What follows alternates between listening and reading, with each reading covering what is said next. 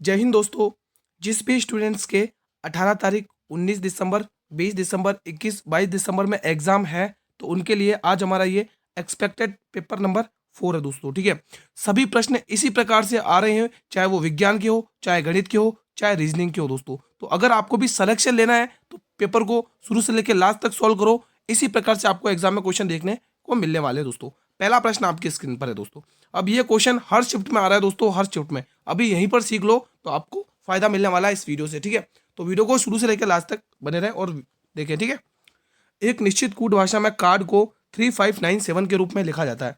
DOGS को 8346 के रूप में लिखा जाता है। तो दी गई कूट भाषा में डी के लिए कोड क्या होगा, बताएंगे आप लोग। कौन बताएगा सबसे पहले इसका आंसर? बताएंगे आप लोग। देखो, ऐसे क्वेश्चन की प्रैक्टिस में पहले से भी बहुत सारे करवा चुका हूं दोस्तों। जो भी स्टूडेंट शुरू से जुड़े उन्हें पता है। देखो, हमें डी का कोड पूछा है। किसका कोड पूछा है? डी का। तो देखो, डी यहाँ पर भी है और डी यहाँ पर भी है। तो आप ये देखो कि इन दोनों, इनके जो कोड्स दिए गए, इनमें क्या चीज़ कॉमन यानी सेम दिख रही है दोस्तों। अगर आप ध्यान से देखेंगे दोस्तों तो यहाँ पर देखो क्या कुछ सेम दिख रहा है क्या? देखो, यहाँ पर 3 है तो यहाँ पर भी 3 दिख रहा है, यानी कि हमें पता चल चुका डी का कोड क्या है, 3 है। ऑप्शन नंबर सी में दे रखा है। बना लिया आपने पहला सवाल, कोई दिक्कत तो नहीं है। बहुत इंपॉर्टेंट क्वेश्चन है। ठीक है, एग्जाम में आ रहे पर क्या करें, है इजी, लेकिन क्वेश्चन आ रहा है हर शिफ्ट में। अब जैसे ये क्वेश्चन, कवक के अध्ययन को किस नाम से जाना जाता है, बताइए दोस्तों। देखो, अगर आपको सिलेक्शन लेना है तो शुरू से लेकर लास्ट तक क्लास को देखो। पूरा एक्सपेक्टेड पेपर है जिनके भी अपकमिंग डेट्स में एग्जाम है। ठीक है, जैसे आज कितनी 17 है ना, 18, 19, 20, 21, 22, 23, 24 जिन दिसंबर में जिन भी स्टूडेंट के अभी पेपर होना बाकी है उनके लिए मोस्ट एक्सपेक्टेड क्लास का क्वेश्चन है ये सारे। ठीक है, तो कवक के अध्ययन को क्या कहते हैं? इसको कहते हैं माइकोलॉजी। साइटोलॉजी किसे कहते हैं? Study of cell. सेल के अध्ययन यानी कोशिका के अध्ययन को क्या कहते हैं? साइटोलॉजी कहते हैं दोस्तों। ठीक है, स्टडी ऑफ ब्लड किसे कहते हैं दोस्तों, बताइए। पादप कोशिका भित्ति किसकी बनी होती है, बताइए। पादप कोशिका भित्ति सेलुलोज की बनी होती है। वेरी वेरी इंपॉर्टेंट क्वेश्चन है। एक बार जो भी स्टूडेंट चैनल पर नए विजिट कर रहे हैं वो एक बार चैनल को सब्सक्राइब कर लेंगे और बेल नोटिफिकेशन बेल को प्रेस कर लेंगे, ताकि आने वाले हर वीडियो का नोटिफिकेशन आपको मिलता रहे सबसे पहले। ठीक है, गुणसूत्र की संख्या सबसे कम होती है दोस्तों, किस में होती है, बताएंगे आप लोग। देखो, जिसने आज करंट अफेयर की क्लास नहीं देखी सुबह 10 बजे वाली, वो जरूर देख लेना। वही क्वेश्चन आ रहे करंट अफेयर के हर शिफ्ट में, क्योंकि करंट अफेयर के क्वेश्चन दोस्तों 17-18 क्वेश्चन मिल रहे जीके जिस वाले पोर्शन में से। इसका आंसर हो जाएगा बीजाणु। सॉरी, बीजाणु क्या, जीवाणु, सॉरी। ठीक है, तो सबसे कम होती है दोस्तों गुणसूत्र की संख्या, वो है जीवाणु। अगला क्वेश्चन, समसूत्री विभाजन कितने चरणों में पूरा होता है, बताएंगे आप लोग। देखो, अभी अभी जो है ना, मैंने क्या 7 बजे करंट अफेयर की क्लास अपलोड करी दिल्ली पुलिस कांस्टेबल वालों के लिए, तो आप लोग भी उस क्लास को देख सकते हैं। तो प्लीज जाइए उस क्लास को जरूर देखिएगा इस क्लास को देखने के बाद। ठीक है दोस्तों, अभी जो 10 बजे, अभी 10 बजे के अभी 7 बजे मैंने दिल्ली पुलिस कांस्टेबल की क्लास लगाई है करंट अफेयर की, क्योंकि कल उनके एग्जाम है ना 18 तारीख को, तो आप लोग को भी वो करंट अफेयर की क्लास देखना है। तो इसका आंसर आएगा ऑप्शन नंबर है 5 प्रकार का। ठीक है, अगला क्वेश्चन, सामाजिक सुरक्षा में उत्कृष्ट उपलब्धि के लिए किस देश को ईसा पुरस्कार से सम्मानित किया गया, क्या आंसर हो सकता है? तो बताएंगे, इसका आंसर रहेगा हमारा प्यारा सा भारत, ऑप्शन नंबर ए। अगला प्रश्न, नॉर्वे में आयोजित विश्व भारोत्तोलन चैंपियनशिप 2025 मीराबाई चानू ने कौन सा पदक जीता? इंपॉर्टेंट क्वेश्चन है, बताएंगे आप लोग। देखो, आपको स्पोर्ट्स से रिलेटेड करंट अफेयर के क्वेश्चन एग्जाम में पूछे जा रहे हैं हर शिफ्ट में। तो इसका आंसर होगा रजत पदक जीता। कौन सा? रजत पदक।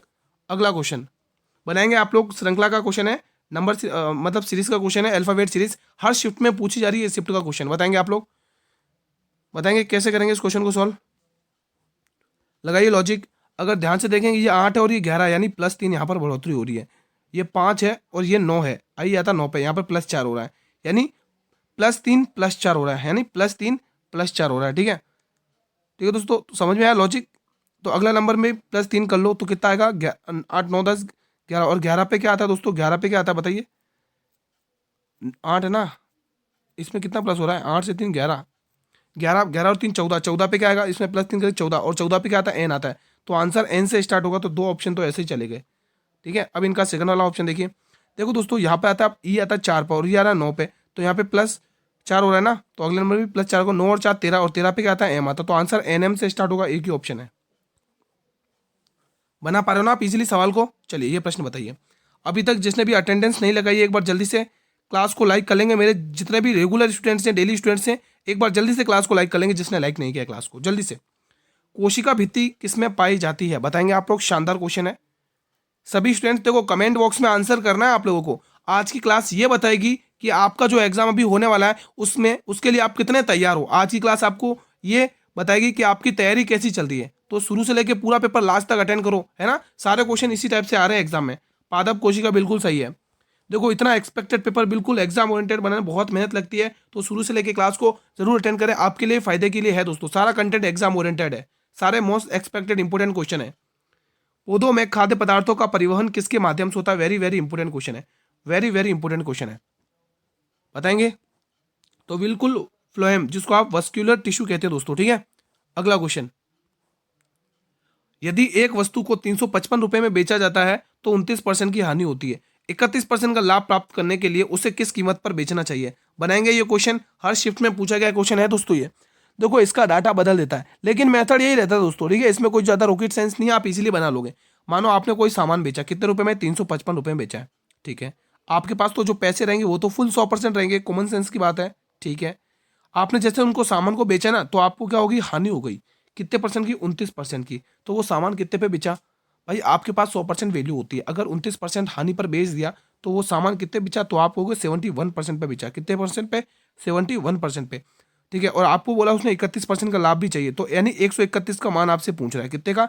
131 का मान पूछ रहा है।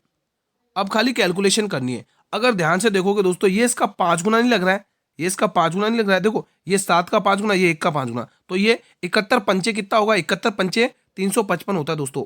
और 5 गुना 131 कितना होता है? 5 गुना 5 13 पंचे 65, यानी ये ऑप्शन नंबर ए दिख रहा है यहाँ पर। बना पाए ना आप इजीली सवालों को अच्छे से। अगला प्रश्न आपके स्क्रीन पर है, और मुझे ये जरूर बताना आज की क्लास से आपका कितना स्कोर होता है। प्लीज आप सभी से रिक्वेस्ट है, और ये भी कमेंट करें किस किस का एग्जाम अभी होना बाकी है, किन डेट्स में है, किन शिफ्ट में है, और अभी तक एडमिट कार्ड जारी हुआ या नहीं हुआ। ये 3 सवाल तो आप बेसिक कर सकते हैं कमेंट बॉक्स में, ठीक है। हाल में ही 2025 का भौतिकी का नोबेल पुरस्कार किसे दिया गया? बताइए। ये उन स्टूडेंट की क्लास लिए बहुत इंपॉर्टेंट क्लास है जिन भी स्टूडेंट का अपकमिंग डेट्स में एग्जाम है। David Martin, John Clark, Mitchell Delavote, या फिर इनमें से कोई नहीं। तो ये जो भौतिकी का जो नोबेल पुरस्कार दिया गया वो डेविड मार्टिन को दिया गया, ध्यान रखेंगे आप लोग।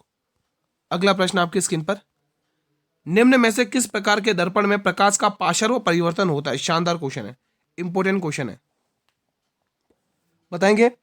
उत्तल दर्पण, अवतल दर्पण, समतल दर्पण या आयताकार दर्पण? क्या आंसर होगा इसका? तो इसका आंसर होगा दोस्तों समतल दर्पण। क्या होगा? समतल दर्पण। अगला प्रश्न, ध्वनि तीव्रता का एसआई मात्रक क्या है? बहुत ही शानदार क्वेश्चन है, बहुत ही शानदार क्वेश्चन है। एग्जाम में हर शिफ्टों में इस टाइप के क्वेश्चन पूछे गए, हर शिफ्ट में, ठीक है। देखो ये जो वाट होती है दोस्तों, इसकी जो एसआई यूनिट होती है वो शक्ति होती है, ठीक है। दाब का क्या होता है दोस्तों? बताइए। दाब का न्यूटन होता है।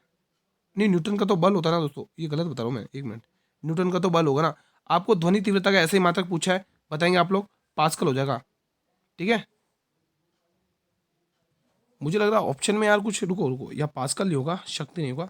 ध्वनि ध्वनि तीव्रता का ऐसे ही मात्रक दोस्तों वाट मीटर वर्ग प्रति होता है दोस्तों। यहाँ पे लिख लो, वाट मीटर वर्ग, ठीक है, वाट मीटर वर्ग मीटर, ठीक है, सेकंड। तो ये होता है इसका आंसर, ठीक है दोस्तों। तो यहाँ पे आप ध्यान रख सकते हैं। चलिए अगला क्वेश्चन देखते हैं। प्रतिष्ठित राष्ट्रीय धन्वंतरी और आयुर्वेदिक पुरस्कार 2025 में किसे चुना गया? इंपोर्टेंट क्वेश्चन है। वेद नरेंद्र दास, विश्वनाथ आनंद, वैद नीलकंठन दास मस, है ना, और प्रोफेसर बनवारी लाल गौड़। क्या आंसर होगा? तो आंसर यहाँ पर हो जाएगा वैद नरेंद्र दास। ऑप्शन नंबर ए इसका बिल्कुल सही जवाब है। बढ़े अगले प्रश्न की तरफ। चलिए भाई, अगला प्रश्न आपकी स्क्रीन पर आ चुका है। 62वीं राष्ट्रीय शतरंज चैंपियनशिप 2025 का खिताब किसने जीता है? शानदार क्वेश्चन आपकी स्क्रीन पर है, बताएंगे। फिलहाल इसका आंसर क्या होगा सभी स्टूडेंट्स को? पी इनियन, दूसरा ऑप्शन अर्जुन एरिगेसी, तीसरा ऑप्शन डी गुकेश, चौथा ऑप्शन विश्वनाथ आनंद। तो आंसर आएगा पी इनियन। अगला क्वेश्चन, इंसुलिन किसके द्वारा स्त्रावित होता है? गुर्दे, यकृत, छोटी आंत या अग्नाशय? तो इंसुलिन जो स्त्रावित होता है स्टूडेंट्स, वो होता है अग्नाशय के द्वारा दोस्तों, ठीक है। Option number D. देखो दोस्तों, अभी मैंने दिल्ली पुलिस कांस्टेबल के लिए करंट अफेयर की क्लास लगाई दोस्तों 7 बजे, ठीक है। आप लोगों को भी वो क्लास देखनी है, ठीक है, क्योंकि करंट अफेयर दोनों एग्जाम में सेम ही रहेगा, ठीक है। तो आप लोगों को भी वो क्लास अटेंड करनी है दोस्तों। अभी जो 7 बजे अपलोड की थी मैंने, ये क्लास देखने के बाद वो करंट अफेयर क्लास जरूर देख लेना आप लोग। टाइफाइड रोग शरीर के किस अंग को प्रभावित करता है? वेरी वेरी इंपॉर्टेंट है, बताएंगे आप लोग। तो ये हमारे आंत को प्रभावित करता है। ऑप्शन नंबर बी को लॉक कर लेंगे आप लोग यहाँ से। 3 संख्याओं का अनुपात दे रखा है 2, 3 और 13, और उनका लघुत्तम समापवर्तक 8112 दे रखा है। उनका आपको महत्तम समापवर्तक ज्ञात करना है। देखो दोस्तों, आपके सामने संख्या दे रखी है 2x अनुपात 3x अनुपात 13x, ठीक है। मैंने कहा आप मुझे इनका HCF ज्ञात करके बताइए महत्तम समापवर्तक। देखो महत्तम समापवर्तक क्या होता है, वो बड़े से बड़ा नंबर, लेकिन इसमें कोई चीज़ कॉमन नहीं आ रही, तो हमें महत्तम समापवर्तक हमारा कितना है 1 है, यानी हमें 1 का ही मान पूछा है। अगर मैं कहूँ आप लोगों को इसका मुझे LCM यानी लघुत्तम समापवर्तक निकाल के बताइए, ठीक है, तो आप लघुत्तम समापवर्तक क्या निकालेंगे, यहाँ से देख पा रहे होंगे आप लोग। LCM कितना निकालेंगे, तो यहाँ से LCM आ जाएगा इनका कितना आ रहा है, 3 दूनी 6 3 छंग 78 आ रहा है, 78 आया, कितना आया 78 आ रहा है, कितना 78।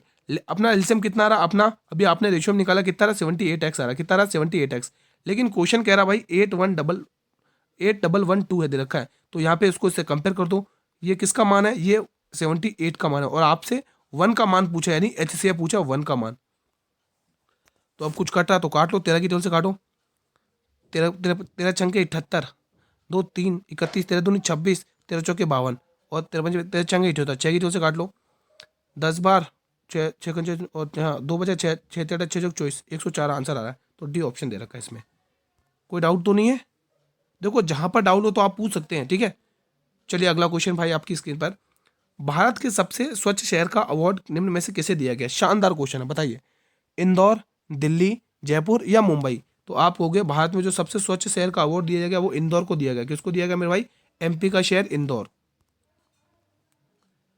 पेन पिंटर 2025 का नामक जो पुरस्कार है वो किसे दिया गया, वेरी वेरी इंपोर्टेंट है। मृदुला गर्ग, गगन गिल, सारा जोसेफ या लीला अबू लेला, किसको दिया गया ये पेन पिंटर पुरस्कार 2025, बताएंगे आप लोग। तो ये गीत दिया गया दोस्तों लीला अबू लेला को, टिक करेंगे ऑप्शन नंबर डी। अगला प्रश्न, ए और बी एक कार, देखो बहुत ही शानदार क्वेश्चन है, ये अल्टीमेट लेवल का क्वेश्चन है। ए और बी एक कार को 31 और x दिनों में कर सकते हैं, यानी कि एक इस काम को 36 दिन में कर रहा है और बी एक काम को x दिन में कर रहा है, ठीक है। यदि एक साथ कार्य करते हुए वे इसी कार्य को बी सही 4/7 दिनों में पूरा करते हैं, तो x का मान ज्ञात करना है, यानी बी का मान ज्ञात करना है। अब देखिए कैसे करना है, पहले इसको तोड़ो, उन्हें दोनों का मिला के काम कितना तरीका, 20 सही 4/7। पहले इसको सही करते हैं अपन, ये कुछ ऐसा लिखा हो 20 सही 4/7, इसको मैं थोड़ा सा सही पास में लिख दूँ ताकि आप यहाँ पे इजीली इसका आंसर निकाल सको। यहाँ पे लिख देता हूँ 20 सही 4/7, इसको कैसे थोड़ा, ये अभी मिश्रित भिन्न है, इसको थोड़ा सरल भिन्न बना लो, इम्प्रॉपर बना लो। 20 सत्ते 140 यानी 144/7, तो दोनों मिलकर 144/7 दिन में कर रहे हैं। देखो ए जो अकेला है वो इस काम को 36 दिन में कर रहा है। अगर दोनों मिल जाते हैं, अगर ये दोनों मिल जाते हैं तो इस काम को 144/7 दिन में कर रहे हैं, ठीक है। अब इनसे कटने वाला नंबर क्या है, एलसीएम कितना आएगा 144 आएगा। तो यहाँ से एक ही क्षमता पता चलेगी, 36 दूनी 72, 72 चौके 72 दूनी 144, यानी 4। यहाँ से यहाँ पे मैंने एक ही क्षमता निकाली दोस्तों, 1 मिनट यहाँ पर लिख लेते अपन। अभी अपन ने ये जो निकाली है वो एक ही क्षमता निकाली है, तो यहाँ से एक ही, ये क्या हो गया भाई, 1 मिनट कहाँ गया पेन, ये रहा, ठीक है।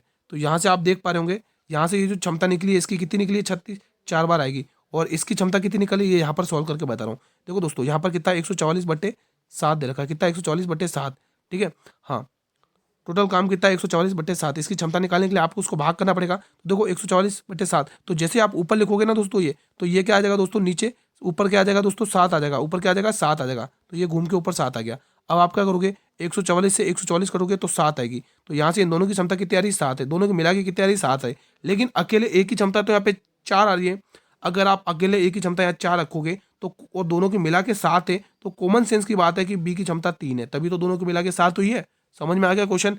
अब हमें पूछा एक्स का मान ज्ञात करिए, तो एक्स का मान आपको ज्ञात करना है, तो चलो निकाल लेते हैं। देखो एक्स ने का मान, तो देखो 144 काम है टोटल, ठीक है। और एक्स की क्षमता कितनी है, मतलब बी की क्षमता कितनी है, 3 दे रखी है दोस्तों, ठीक है। बी की क्षमता कितनी है, 3 दे रखी है, तो 144 काम है और बी की क्षमता 3 है, तो ये इस काम को कितने दिन में निपटाएगा, 3 चौके 12 और 3 अट्ठे 24, तो ये काम 48 दिन में निपटा देगा। तो एक्स का मान आ चुका है 48, आंसर आ चुका है ए।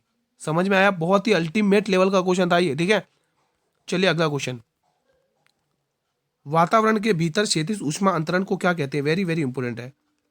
प्रवाहन, अभिवहन, संवहन या अवशोषण।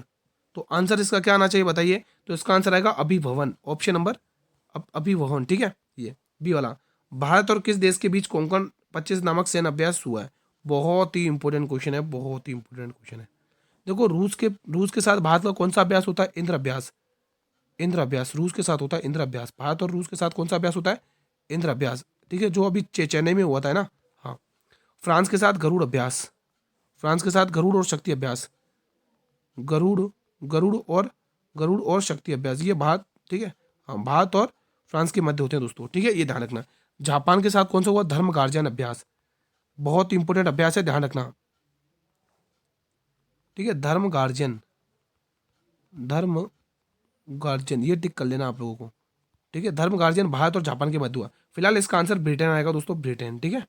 अगला प्रश्न ये देखेंगे आप लोग, एक कूट भाषा में क्यूट को FQWA के रूप में लिखा गया है, ब्लू को EHXA के रूप में लिखा गया है, तो उसी कूट भाषा में वोट को क्या लिखा जाएगा? शानदार क्वेश्चन है, बनाएंगे आप लोग। देखो सी आता 3 पे, F आता 6 पे, +3 हुआ ना, ठीक है, तो +3 इसमें भी करके देखो, वी आता 22, 22 और 3 कितना हो गया 25, और 25 पे आता वाई, आंसर वाई से स्टार्ट होने वाला, तो एक ऑप्शन तो ऐसे ही चला गया। अब लास्ट वाला देखो, ई आता 5 पे, एक आता 4 पे, यानी -4 हुआ है, तो ई आता है 5 पर, -4 करो तो लास्ट में क्या आएगा? ए आएगा, यानी वाई से स्टार्ट होगा और ए आंसर आएगा, खत्म, आ गया आंसर एक ही। पूरा सॉल्व करने की भी तो जरूरत नहीं पड़ी, समझ में आया ना दोस्तों? आप लॉजिक देख सकते हैं, 20 पे आता है ये टी, और डब्ल्यू पे आता 23, यानी +3 हुआ, तो लास्ट वाले में +3 हुआ, तो कितने पे आया यहाँ पे देख सकते हैं, वो 15 15 20, और 20 में 3 प्लस करोगे तो 23, देखो यहाँ पे 23 पे क्या था, डब्ल्यू आता, देखो डब्ल्यू आ रहा है, तो बिल्कुल हमारा लॉजिक करेक्ट है, ऑप्शन, ठीक है।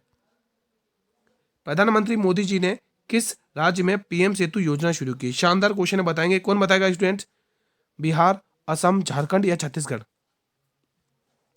तो आंसर आएगा बिहार, ऑप्शन नंबर ए।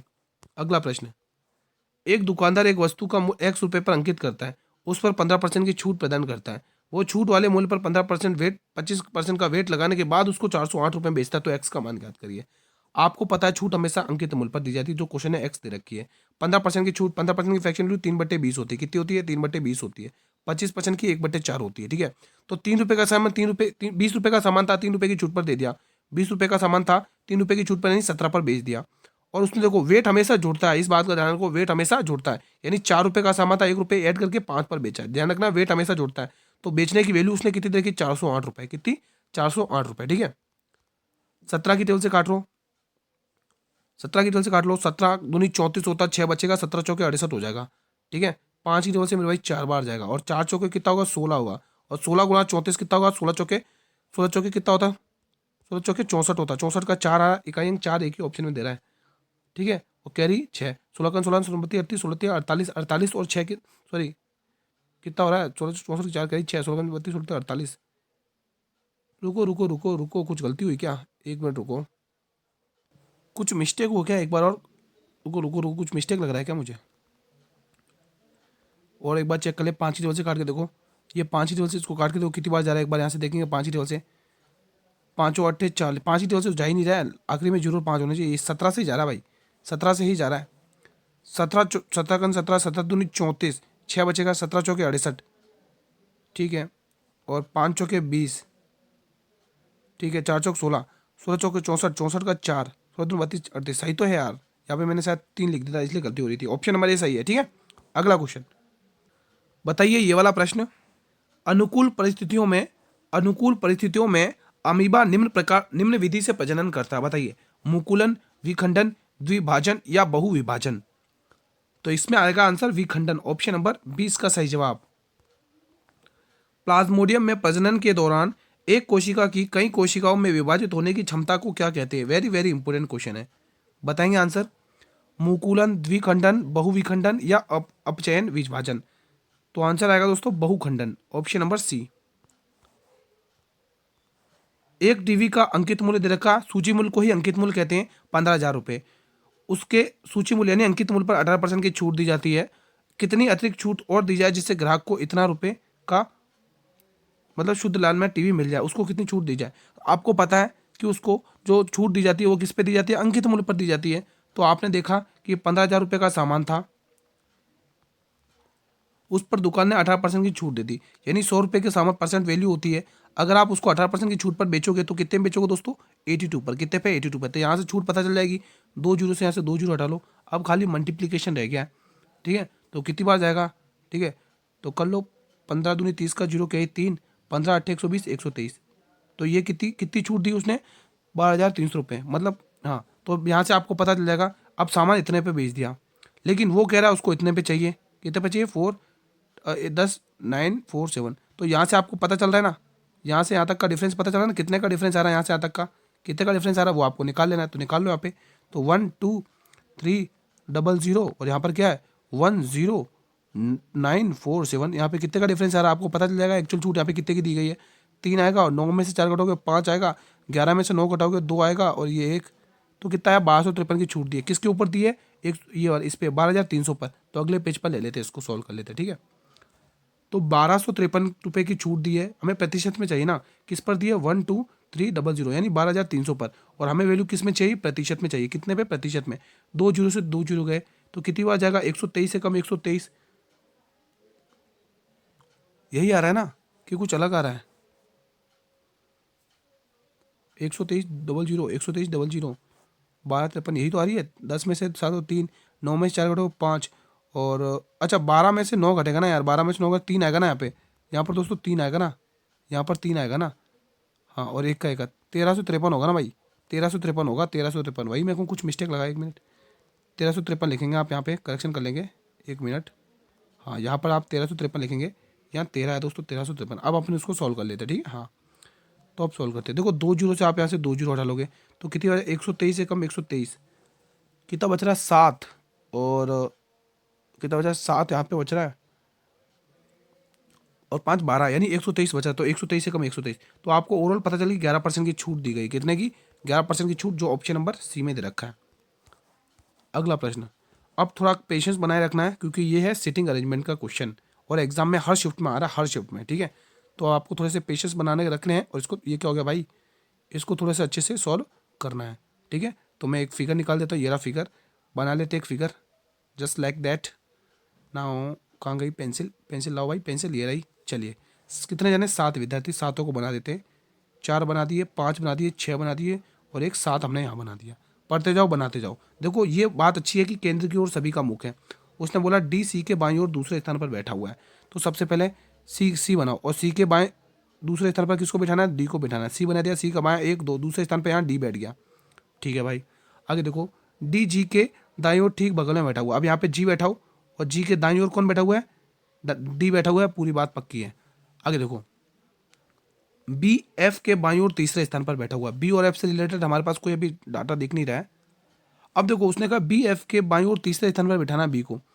अब मान लो दोस्तों, बी एफ के दाईं ओर तीसरे स्थान पर, अगर बी यहाँ पे बिठा दो तो तीसरे स्थान पर, बी के बाईं ओर तीसरे स्थान पर कौन बैठा हुआ है, एफ जो है ना वो बी के बाईं ओर, मतलब एफ के बाईं ओर तीसरे स्थान पर कौन बैठा हुआ, बी। अगर आप एफ यहाँ बिठा दो तो उसके बाईं ओर तीसरे स्थान पर भी बिठा, 1 2 3 यहाँ नहीं बैठ सकता एफ, तो एफ यहाँ पे बिठाओ, 1 2 3 यहाँ बैठ सकता है, तो एफ यहाँ पे, एफ का आगे हो जाएगा 1 2 3, हाँ, एफ को यहाँ बिठाओ। अब उसके बाईं ओर किसको बिठाना है आपको, बी को, 1 2 3 बी यहाँ पर आ जाएगा, ठीक है। अब उसने कहा ई बी के बाईं ओर ठीक बगल में बैठाओ। अब बी के बाईं ओर कौन होना चाहिए, बी के बाईं ओर कौन होना चाहिए, ई आना चाहिए, तो बी के बाईं ओर यहाँ पे ई को बिठा दो। अब बचा कौन, ए बचा हुआ, ए यहाँ पर आ जाएगा। अब उसने पूछा क्या है, बी और डी के बीच बगल में कौन बैठा हुआ है, ये रहा बी और ये रहा डी, इसके बगल में जी बैठा हुआ है। कौन बैठा हुआ है, जी बैठा हुआ है, तो जी आ जाएगा ऑप्शन नंबर सी।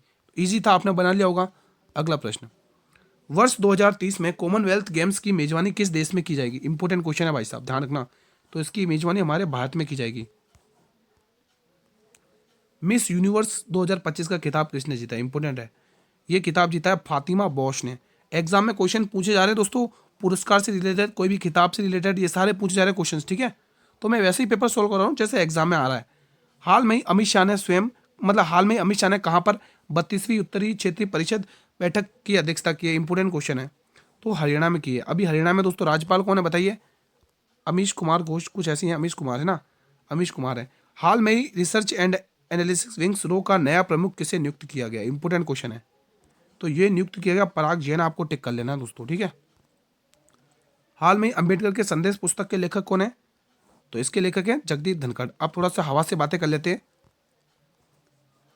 हाल में ही ऑपरेशन मैड मैक्स किसने चलाया, बताएंगे, ये नारकोटिक्स कंट्रोल ब्यूरो ने चलाया। इसका आंसर तो सही किया ना मैंने, अपन ने सही किया ना, हाँ सही है। चलिए, 18वें ब्रिक्स शिखर सम्मेलन की अध्यक्षता किसके द्वारा की जाएगी, बताइए दोस्तों। तो ये भारत के द्वारा की जाएगी 18वें ब्रिक्स शिखर की सम्मेलन की। 17वें किसने की बताइए। हाल में विमोचित पुस्तक conventions of a Shakespeare addict के लेखक कौन है, तो वी.एस. रवि इसके लेखक हैं दोस्तों, ये आपको ध्यान रखना है। तो आज का सेशन मैं यहीं पर वाइंड अप करता हूँ। कैसा रहा आप लोगों का रिवीजन, प्लीज कमेंट बॉक्स में बताएं। कितने क्वेश्चन आपने 40 में से बनाए। वीडियो पसंद आए तो वीडियो को लाइक कर लेना है, ठीक है, चैनल पर पहली बार विजिट करें तो चैनल को सब्सक्राइब करना है, बेल नोटिफिकेशन बेल को प्रेस करना है ताकि आने वाले हर वीडियो का नोटिफिकेशन आपको सबसे पहले मिले। दोस्तों देखो, जिन भी स्टूडेंट के अपकमिंग डेट्स में एग्जाम है ना, उन तक तो ये क्लास को शेयर कर दो ना। आप इस क्लास को दोस्तों फेसबुक, व्हाट्सअप, इंस्टाग्राम, टेलीग्राम, जिस भी प्लेटफॉर्म तक आपकी रीच है मेरे भाई, वीडियो को ज़्यादा से ज़्यादा स्टूडेंट तक शेयर करेंगे। ठीक है, उन्हें भी बता दो कि इस टाइम पे डेली क्लास आती है दोस्तों। ठीक है, बाकी आपको पीडीएफ तो टेलीग्राम चैनल पर मिल ही जाएगी। जिसने ज्वाइन नहीं किया वो ज्वाइन कर लो, वीडियो के डिस्क्रिप्शन बॉक्स में इसका लिंक दिया हुआ है। अब आप सभी से अनुरोध है कि अभी जो मैंने दिल्ली पुलिस कांस्टेबल की जो करंट अफेयर की क्लास लगाई वो जरूर देखो जाके जल्दी से, आपको भी फायदा होगा। ठीक है, धन्यवाद।